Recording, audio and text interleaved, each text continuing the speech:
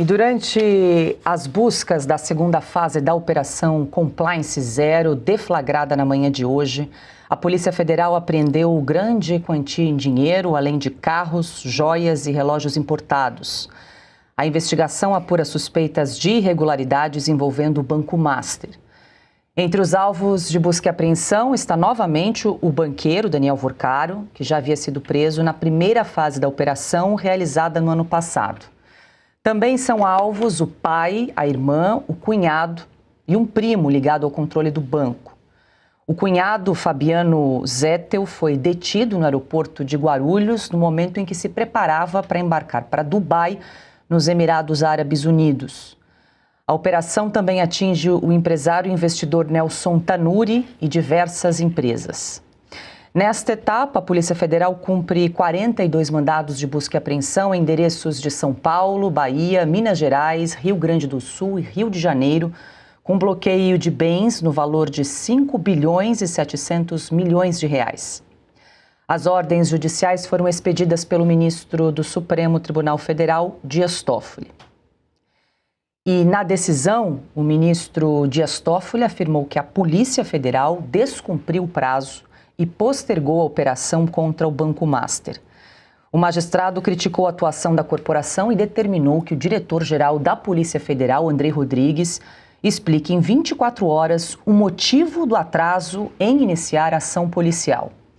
Toffoli destacou o seguinte na decisão, abre aspas, causa espécie a esse relator não só o descumprimento do prazo por mim estabelecido para cumprimento das medidas cautelares ordenadas, posto que resta claro que outros envolvidos podem estar descaracterizando as provas essenciais ao deslinde da causa, como a falta de empenho no cumprimento da ordem judicial para a qual a Polícia Federal teve vários dias para planejamento e preparação, o que poderá resultar em prejuízo e ineficácia das providências ordenadas, fecha aspas. Investigadores da Polícia Federal rebateram críticas feitas por Dias Toffoli.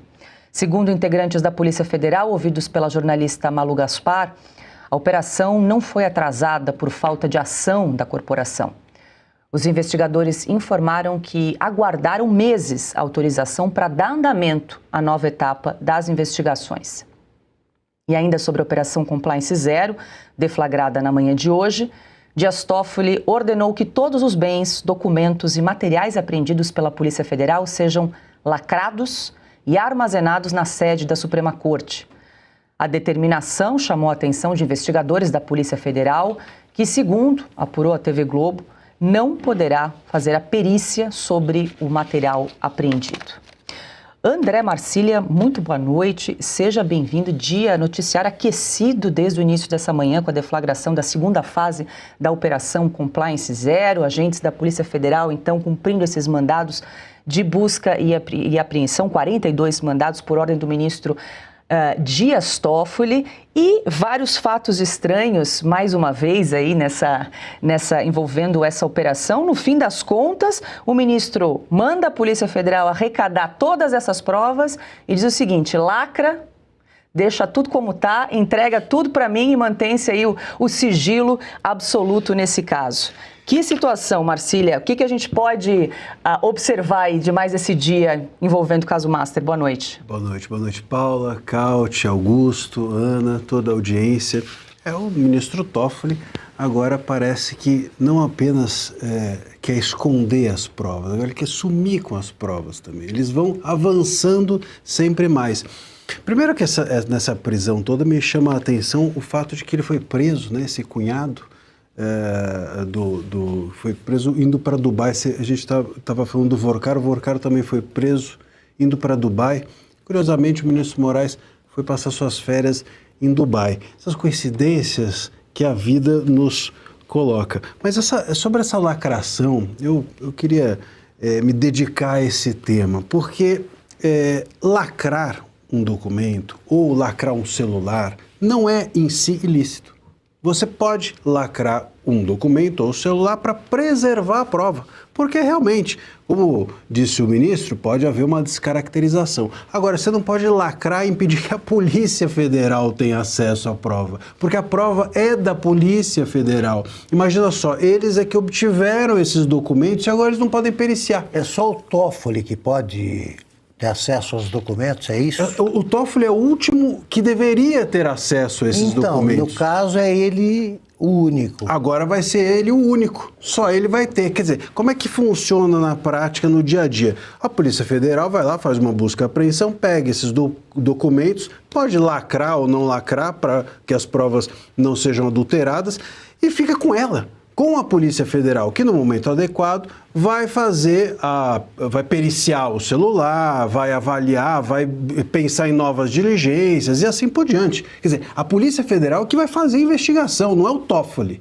No momento em que ele pede para lacrar essas provas e entregar para ele, ministro Toffoli, ele tira a função da polícia, que é justamente de periciar e investigar. Quer dizer, o Toffoli está esvaziando a Polícia Federal, está chamando para si a função de investigador, que não é a dele. Aliás, qual é a função do Toffoli? Até hoje também não sei, porque de juiz também ele não exerce essa.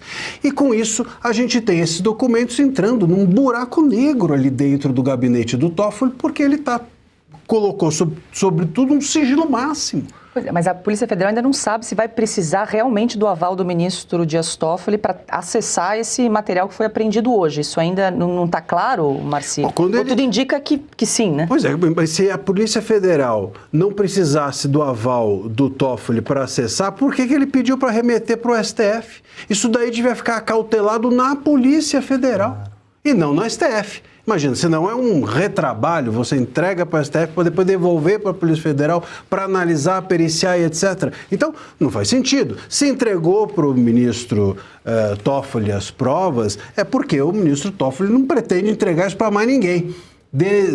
Aquilo vai ficar ali perdido no sigilo máximo total. E ainda tem um outro ponto que me chama a atenção, que são essas 24 horas. Então ele deu para a operação da Polícia Federal, no máximo deveria ser feita em 24 horas. O quê? A operação toda de busca e apreensão para obter essas provas. Veja, a operação da Polícia Federal não é gincana que você faz num tempo certo, corrida maluca, não existe isso. É uma operação você precisa fazer a operação no tempo que for necessário para que as provas sejam obtidas. Não é valendo e sai correndo para fazer busca e apreensão. Isso não existe.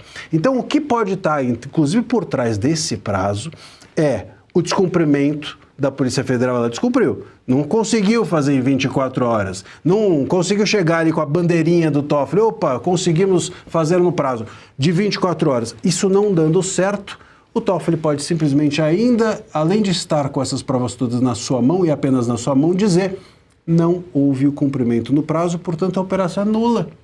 E anular a operação inteira. Ela foi feita ilegalmente, já que não cumpriu o prazo de 24 horas.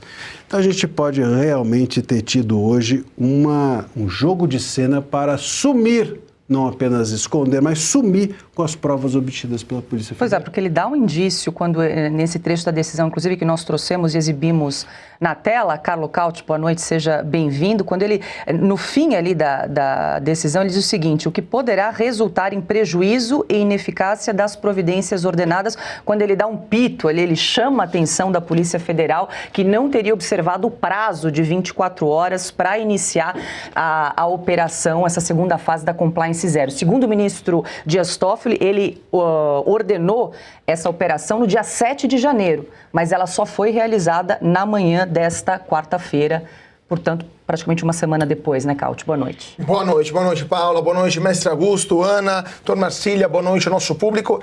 No Supremo Tribunal Federal, a gente já teve o processo contra o Lula anulado por erro de CEP.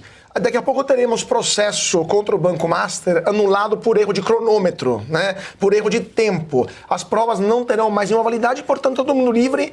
Portanto, está todo mundo com seus bilhões liberados, com suas mansões adquiridas com dinheiro tomado de fundo de pensão público, do FGC, entre outras coisas. Está tudo bem e nada aconteceu. Isso tudo decidido por quem? Por um juiz cujos irmãos tem sociedade com o próprio Banco Master. Se isso não é uma falta de vergonha na cara, de dimensões continentais, eu não sei o que é. Temos um juiz que é claramente ilegítimo por julgar qualquer coisa sobre o Banco Master, qualquer coisa. O ministro Toffoli, com irmãos que receberam dinheiro de fundos administrados pelo Master para vender um resort lá no Paraná, e ele julga e decide se a Polícia Federal fez a operação no timing certo. Mas, assim, claramente, isso tudo é ridículo sob qualquer ponto de vista, se não fosse que estamos falando de crimes envolvendo. Até porque, vamos dar uma olhada quais são os crimes que essas pessoas são acusadas. Organização criminosa, gestão fraudulenta de instituição financeira, manipulação de mercado e lavagem de capitais. Estão ainda soltas. Tem gente que já foi para o exterior, o Mansur, o gestor do REAG, que é esse fundo infiltrado pelo PCC, que não é bobo nem nada, claramente já tem o tempo de dar um fora, tá fora do Brasil, quem sabe em Dubai, onde não tem extradição com o Brasil. Esse cara tinha que ser preso há um mês atrás. O que aconteceu um mês atrás? O Toffoli, depois, sempre o Toffoli, depois de uma viagem num jatinho particular junto com os advogados do Master, decretou sigilo total e paralisou as investigações. Até lá, prova foi destruída, a turma já foi embora, já acabou, já passou o tempo. E agora, de novo, o Toffoli, que decide que a Polícia Federal não respeitou o timing da operação, que ele mesmo decretou sem saber sequer como se faz uma operação da Polícia Federal. Então, é tudo ridículo, mas isso é um prelúdio a uma grande pizza que vai resultar muito provavelmente nesta operação, nesse processo, que lembramos é um processo que tem irmãos do ministro relator que receberam dinheiro do Master, a esposa do outro ministro do STF que recebeu dinheiro, 130 milhões de reais do Banco Master. Sem trabalhar. Sem fazer absolutamente nada, e outros ministros que, como mínimo, participaram de eventos com hotéis 5 estrelas, Brasil afora, e outros convescotes, também financiados generosamente pelo Banco Master. E esse é o Supremo que temos hoje.